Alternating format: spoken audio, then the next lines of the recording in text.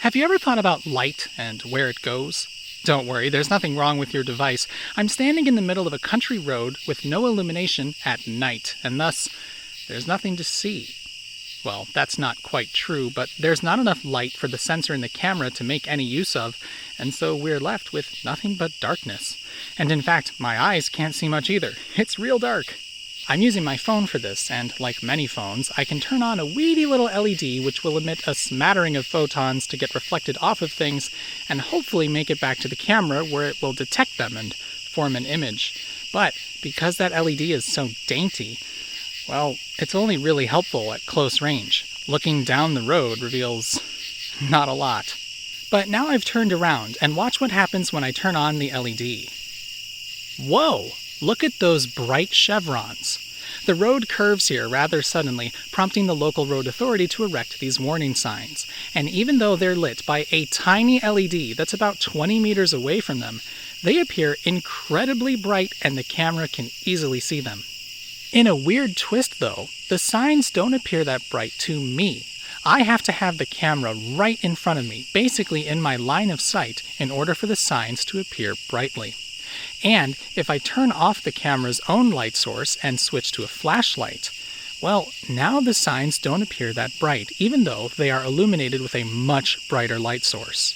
In order for them to shine brightly, I need to move the flashlight right next to the camera's lens to basically the same position of its own LED in the beginning. What's going on here?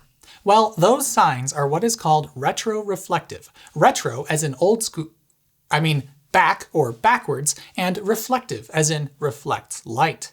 In common usage, this might simply be called reflective, but that's not really an adequate description. Everything's reflective to some degree, even Vantablack. This vinyl record is reflective, this toaster is very reflective, I'm reflective, you're reflective, some people are even deflective. I'm sorry, and I'm gonna need a yes or no answer here. Are you able to explain what you mean by deflective? Our vision works because things are reflective. So long as there's some source of light which can land on things to be reflected back and make it into your eyes, you'll be able to see them. But when your only light source is a tiny little LED, or perhaps a pair of car headlights, your everyday light reflection technique becomes limited with distance. See, when light hits most objects, it scatters in all directions. Even if you shine a bright spotlight at something, only a small fraction of that light ends up coming back into your eyes. The rest goes in all sorts of directions, allowing anyone to see it from virtually any vantage point. Making matters worse is the inverse square law. The farther away something is from a light source, the less light that hits it because it spreads out, and thus the same amount of light covers a broader surface. You can help combat that by focusing your light source into a tight beam for a longer throw, but you can't fix the return trip. Or can you? That's what these signs do. They are covered in a coating that forces light to be reflected back to its original source and virtually nowhere else. How can they do that? Geometry. Consider the humble mirror. It may not seem like it has much control over how light gets reflected, but in fact, it does.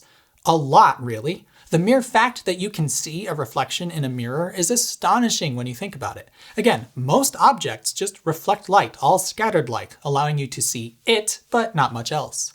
But mirrors let you see an image of other things in the environment, and that's only possible if we can get light to follow some rules. And that rule is, the angle of incidence is equal to the angle of reflection. The path that any light ray hitting a mirror will take after it hits it is entirely predictable. Say you shine a laser pointer onto a mirror. Well, whatever angle it hits the mirror at will be the same that it leaves the mirror.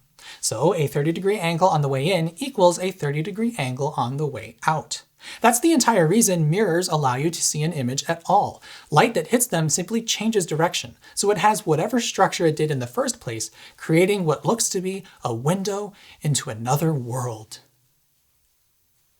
Anyway, knowing that angle in equals angle out, you can put two mirrors at a 90-degree angle to one another and end up with a mirror that always sends light back in the direction it came from. See, no matter what this angle is, you'll get the same angle coming out here. Then it hits the other mirror, and we know this is a right angle, so this angle is just 90 minus whatever this one was, since we're dealing with a triangle.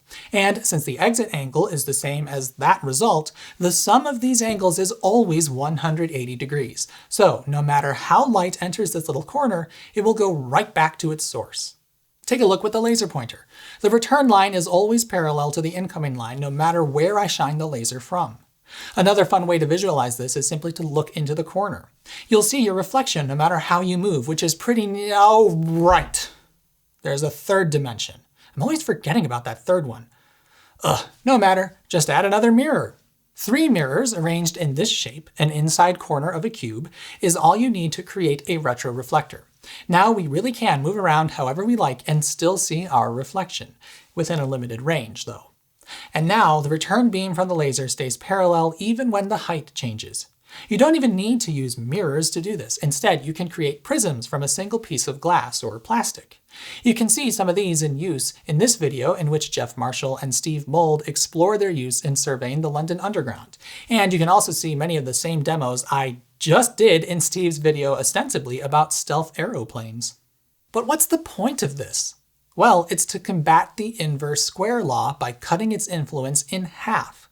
When driving at night, no matter how good you think your car's headlights might be, they don't have that fantastic a range. As things get farther away, the beam gets more spread, and so objects farther away from you are hit with less light. The same thing happens on the return trip to your eyes, so you really can't see things much more than about 100 meters away. At least, not well. But a retroreflector will be visible from many hundreds of meters away, and if conditions are right, kilometers away. How? Well, whatever light that hits them from your headlights will be directed in nearly parallel lines right back to them. It won't spread out like the light reflecting from virtually all other objects because we've mastered geometry. Using a corner cube prism or other methods virtually eliminates the spread of light, and nearly all of it gets returned to sender. You might have noticed, though, that your headlights and your eyes aren't exactly in the same place. That's no matter, the lines are nearly parallel, so there's margin for error. Plus, at any distance more than a few meters, the angular distance between your headlights and your eyes is mostly negligible. It does, however, mean that the effectiveness of retroreflectors is influenced to an extent by the design of your car. If the headlights are mounted in an odd location where they're far away from your eyes, you might not be able to see reflective markings quite as well. In fact, I've often wondered if truck drivers, as in big rig over-the-road truckers, have a harder time seeing reflective markings because of how high up they sit. Let me know in the comments. Still though, these reflectors are remarkably effective at limiting the spread of reflected light. That's why I couldn't see the chevron signs with my naked eye, and why they didn't show on the camera when lit by the flashlight. The phone's own LED is right next to the camera, so even though it's really not a bright light at all, whatever light does manage to make it to the sign will be sent back bright and clear. And this is why using a camera flash when there's anything retroreflective in a scene tends to not go well. Just as a demonstration of how remarkably effective these are, I've placed a few around the set. To the camera, they don't seem to be all that bright. That's because none of the lighting illuminating me or the set is in line with the camera's lens. But watch what happens when I shine a flashlight at them right next to the camera. Even though the flashlight adds so little light to the scene that it might as well not be there, whatever manages to land on the reflectors goes right back to it and into the lens. And of course, if I step up to something a little brighter, the effect is dramatic. Anyway, the use of retroreflecting things for roads and associated markings is, in my opinion, one of the most clever things we've done for road safety, and underappreciated. Though it's a simple thing, it dramatically increases safety when driving at night, in countless ways. Making things more visible is always a good idea, and using your car's own headlights as an incredibly effective means of illumination is so clever, it's almost like a hack. Road signage can appear as though it is lit, which can dramatically increase safety. Barriers and other warning devices become glaringly obvious when they are retroreflective. Even something like a railroad crossing can become instantly identifiable from a mile away when the crossing gates and crossbuck are retroreflective. And of course, all this is done without any electrical infrastructure or the use of any energy at all of their own. Retroreflectors are able to take minuscule fractions of your headlight's output and direct it so effectively that signs can appear brighter than if they were conventionally lit, even when you're well outside the effective range of your headlights. It also eliminates light pollution associated with lighting signage, because it's your car's own lights providing the illumination. But personally, signs aren't my favorite use of retroreflectors. Instead, it's simple markings. Placing basic reflectors like this in strategic places can dramatically increase safety, particularly in inclement weather. In situations like heavy rain, having embedded markers between the lanes like these makes it so much easier to stay in your lane, and also makes it easier for those around you, which is important. It can even help during the day, one of many reasons that your headlights should and are usually required by law to be on when it's raining. Here in the US, it's common to see white markings at regular intervals on guardrails to make them more visible, and it has the lovely effect of guiding you on the road almost like runway lighting. I think this is not only beautiful on a curvy stretch of rural road, but helps you guide your car in a nearly subconscious way and put more attention towards avoiding other hazards. And of course, putting reflectors on those hazards themselves is also a great idea. This is why every car has red reflectors somewhere on its rear. While your taillights do of course light up at night, it would be nice to see a parked car too. Or the rear end of the startlingly large number of moving cars out there these days with drivers who somehow don't know when and how to use their headlights. Yes, I'm talking to you, person who thinks their headlights are automatic when in fact they're just daytime running lights and thus your taillights aren't lit. Sure, automakers deserve some blame for making that mistake possible, but you are piloting a 2-ton machine capable of killing people. Learn how it works and how to use it properly. Cars also have reflectors on their sides too, for the same reasons. But of course, the most important hazard to avoid when operating a car is a person. And retroreflectors can help with that. High visibility safety vests almost always contain retroreflective stripes in addition to being a ridiculously vibrant color to make a human body as noticeable as possible. If you're ever working somewhere that vehicle traffic is a hazard, it's imperative that you wear one of these for your own safety because drivers are careless idiots. Because of this fact, bicycles also have reflectors on them to help make them more visible, regardless of what their rider is wearing. But I would suggest that you go a little above and beyond and invest in a vest, lights, and whatever else you can because, again, drivers are careless idiots. Really, if you're ever spending time as a pedestrian or cyclist around motor vehicle traffic at night, reflectors are your friend. Sure, you might not want to go all out with a neon vest, but there are plenty of backpacks, shoes, and other accessories donned with highly reflective markings. I suggest you seek them out for your own safety. Anyway, let's talk a little bit about the reflectors themselves. There are actually many types out there, and they're finding their ways into more and more places. Many commercial retroreflectors simply mold a pattern of corner cubes into plastic, like these red ones. It looks like a sea of honeycombs, but look inside and you can see the distinctive shape of a corner cube. It's even more obvious from the back. An interesting thing about these is the Argyle-esque pattern you can faintly see. This helps them have a wider effective angle because, well, a corner cube, as you can see here, does in fact have a limit to its retroreflectiveness. Having those cubes into slightly different orientations means that the reflector as a whole is effective over a wider range of angles. But the corner cube isn't the only method of retroreflectifying. Spherical shapes are effective too. One of the earliest examples of retroreflectors seen in road use is the so-called cat's eye. These reflectors were inspired by the eyes of a cat. Let's take a look at one. This is a cat. The reason the eyes of a cat, and in fact those of many vertebrates, are retroreflective is because their eyes contain a tapetum lucidum. This structure behind the retina serves to reflect some light that passes through the retina back onto it in order to improve night vision. A fortuitous side effect of this is that many animals near a roadway at night are often very visible so long as they're looking in your general direction. The eye shine, as it's called, of a cat inspired the cat's eye reflector, invented by Percy Shaw of England in 1934. This was the first raised roadway marker, with many copycats appearing over the years. No, I will not apologize. You can also just use tiny glass or plastic beads. A lot of reflective fabrics use these, as well as some reflective tapes, like this. They are quite effective and have a more forgiving range of angles than corner cube-based designs. However, it's not quite as bright. It's not far off though, and the ability to use this over a wide range of materials and applications makes for an extremely versatile technique. Here's a fun product, raw reflective beads designed for you to make your anything reflective. Just figure out how to get them to stay on something. I suppose a glue and maybe a varnish on top, and voila, reflective miscellanea.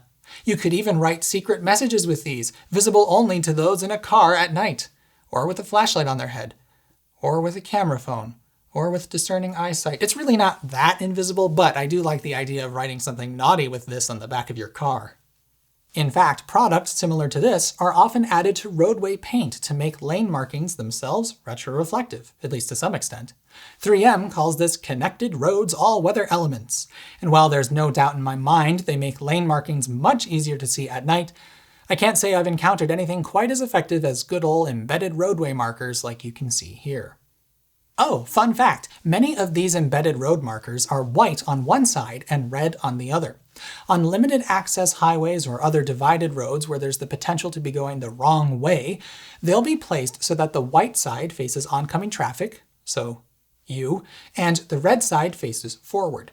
If somehow you ended up facing the wrong way, all of the roadway markers would appear red to hopefully signal to you that something is very wrong.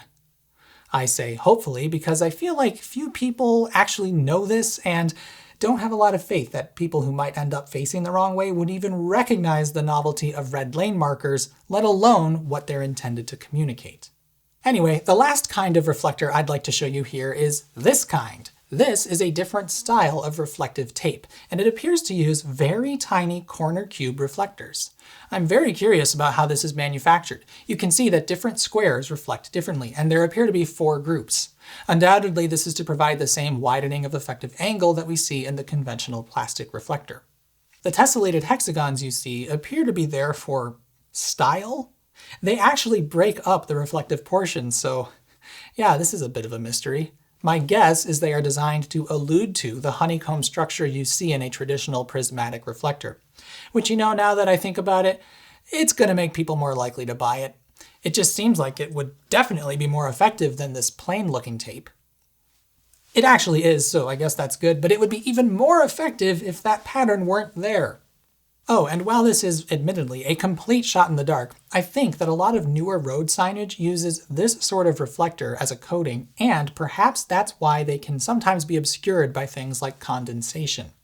You might have noticed a blotchy-looking sign at some point. Often uneven condensation patterns are the culprit, or other partial obstructions like light snowfall. Because the individual prisms are so small, perhaps they're more susceptible to things like dew droplets bending light off the course we want it to go. It's probably for situations like these that some critical signage and other warning devices like road construction barriers get their own illumination despite being retroreflective. And while we're on the subject of signage, I do think it's possible for some signs to be a little too reflective. In a setting like this, where one is using their high beams, a lot of newer signs are downright dazzling and, well, maybe NHTSA should investigate different reflectivity techniques and standards depending on the setting. A really bright sign can wreck your night vision, and when one of the hazards you're looking out for is deer or moose, that's a bit problematic. And finally, this video doesn't really have much of a structure, does it? Let's talk about some of the other things we use retroreflectors for. They're not just useful for making things visible at night. Corner cube reflectors work thanks to geometry, so they work on pretty much anything from radio waves to light to sound. Things like buoys will have corner reflectors in them to make them appear more clearly on a boat's radar display, and so will boats themselves, unless of course it's a stealthy boat. You'll sometimes see a retroreflector just like these ones in simple electronic tripwires, either for burglar alarms or motion sensors. A simple device with an infrared LED and photodiode can be pointed somewhere at a reflector's general direction, and because the output of the LED gets reflected right back to it, the photodiode can see it easily. Just modulate the light so it knows that it's its own signal, and if anything crosses the path between the emitter and the reflector, that signal will be lost and whoop goes the burglar alarm. Interestingly, you tend not to see these in use for garage door opener safety beams. Instead, you get a pair of these doohickeys and it can be a pain to line them up. The nice thing about a retroreflector would be that alignment is pretty easy because the return beam is self-aligning. I'm presuming there's a reason we don't use these in garage door openers, but you'd think you'd get away with just one device and a reflector on the other side. Corner reflectors are also often used in surveying. We can measure distances quite precisely by timing how fast it takes the laser pulse to return to its source. And when you place a retroreflector someplace as a target, well, you can use angles and junk combined with measured distances to triangulate the coagulants and quantify the hypotenuses, and survey says building. Continuing on those lines, one thing I'm surprised doesn't get much cover is the use of retroreflectors to help automated systems find their bearings. Maybe you saw that thing about road trains of self-driving tractor trailers following one another with a human pilot at the front, and they used computer vision systems combined with a pattern on the back of each truck to work out their relative position. Hi, quick editor's note. This is a brainworm of mine that I cannot find the source for. I know I saw something which included a picture of that pattern, but I can't seem to find it. Best I could come up with were some scholarly articles comparing different autonomous truck platooning, as this is apparently called, systems. If any of you out there know what I'm talking about and can share a link, please do. Otherwise, well, hopefully you understand what I'm getting at. It seems to me like perhaps we should start working on standardizing roadside markings so that self-driving cars or even just driver assistance technologies can have an accurate understanding of where they are in space. Just a thought. And of course, let's not forget the most famous retroreflectors of all, the ones we left on the moon. Astronauts on Apollos 11, 14, and 15 left some reflectors up there so we could go all zippy-zappy with a laser, time how long it took to get back to us, and know precisely how far away the moon is at any given time. There were also retroreflectors placed on 2 rovers sent to the moon by the USSR to allow for similar experiments. We've tracked that data over time and learned all sorts of cool things about the nature of the universe. Science is pretty neat. Remember that? Remember science, the process? Ah, good times. Anyway, the next time you go for a drive at night, well, first of all, be careful, please, but also take a moment to appreciate the beauty of retroreflection. Though we may take it for granted today, it took the combined efforts of mathematicians, materials scientists, highway engineers, curious biologists, and above all, people wishing to make the world a safer place.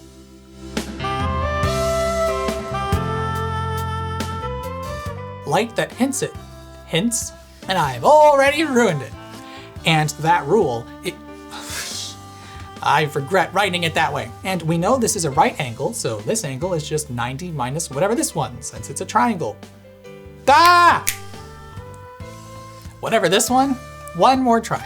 But what's the point? But a retroreflector will be visible from many hundreds of meters away, and if conditions are right, kilometers away. My brain broke. Anyway, the last kind of reflector I'd like to show you here is this. That's so dumb.